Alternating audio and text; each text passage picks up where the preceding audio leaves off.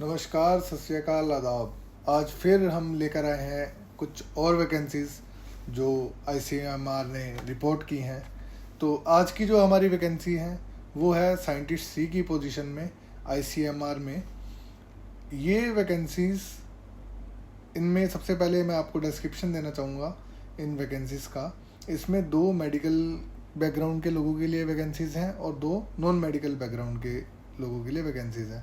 बाकी का हम बैकग्राउंड थोड़ी देर बाद डिस्कस करेंगे। सबसे पहले हम जानते हैं कि इस रिक्रूटमेंट को अप्लाई करने के लिए लास्ट डेट क्या है। लास्ट डेट है इसकी 31 अगस्त 2023। ये टोटल नंबर ऑफ वैकेंसीज 4 हैं। इनमें आपकी जो पे मैट्रिक्स होगी वो होगा लेवल 11 का। और इसमें एक कंडीशन और आती है कि ये जो पोस्ट है वो ऑल इंडिया ट्रांसफ़र लायबिलिटी के साथ आती है। तो अब हम बात करते हैं कि किस प्रकार की पोस्ट है, पोस्ट के डिस्क्रिप्शन के बारे में। सबसे पहले तो हम देखते हैं कि जो मेडिकल की हमारी 2 वैकेंसीज़ हैं उनमें क्या क्या रिक्वायरमेंट मांगी गई है। सबसे पहले तो एसेंशियल क्वालिफिकेशंस हैं। एसेंशियल क्वालिफिकेशन का मतलब ये तो बेसिक क्वालिफिकेशन होनी ही चाहिए। अगर ये नहीं होगी तो आप अप्लाई एलिजिबल ही नहीं होंगे।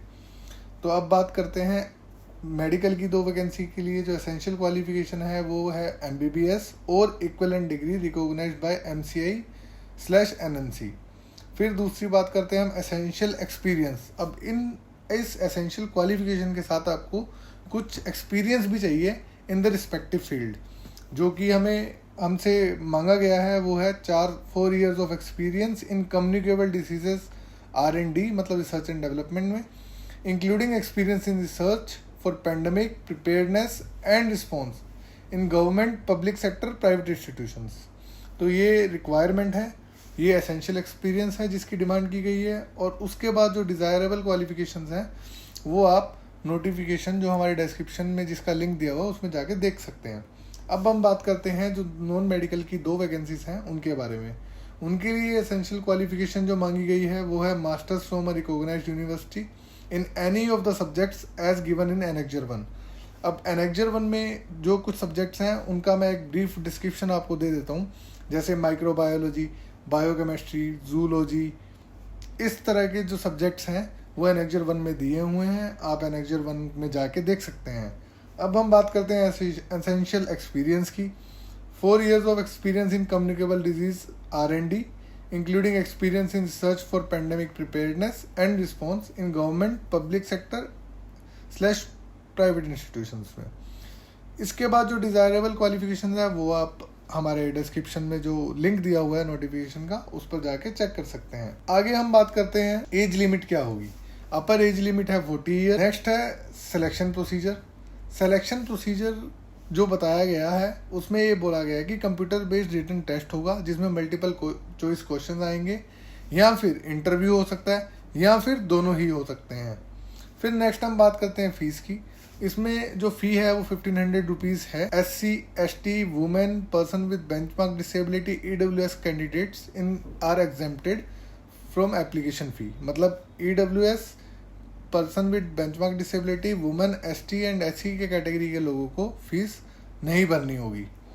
अब हम बात करते हैं इसमें अदर कंडीशंस की। अदर कंडीशंस क्या है कि application should be submitted along with online application fee through online mode. आपको सबसे पहले तो जो एप्लीकेशन है वो ऑनलाइन मोड से देनी है। इसका लिंक हम आपको डिस्क्रिप्शन में दे देंगे। अब हम आगे चलते हैं एनेक्जर 1 की ओर। एनेक्जर 1 जिसकी हम ऊपर बात कर रहे थे उसमें कौन कौन से सब्जेक्ट्स इंक्लूडेड हैं। सबसे पहले तो है बायोकेमिस्ट्री, फिर केमिस्ट्री, फिर anthropology, sociology, social work, food and nutrition, economics specialisation in health economics, psychology, biology और बायोसाइंस, एंटोमोलॉजी और मेडिकल एंटोमोलॉजी, जेनेटिक्स और medical genetics, immunology, microbiology, molecular biology, pharmacology, pharmacy, toxicology, virology, zoology, biotechnology, botany, bioinformatics, biostatistics, public health, any clinical subject including internal medicine, community medicine, surgery, obstetrics, gynaecology, paediatrics, orthopaedics, dermatology, psychiatry, anesthesiology, etc. And last is any other relevant subject in medicine / biomedical sciences. Thank you.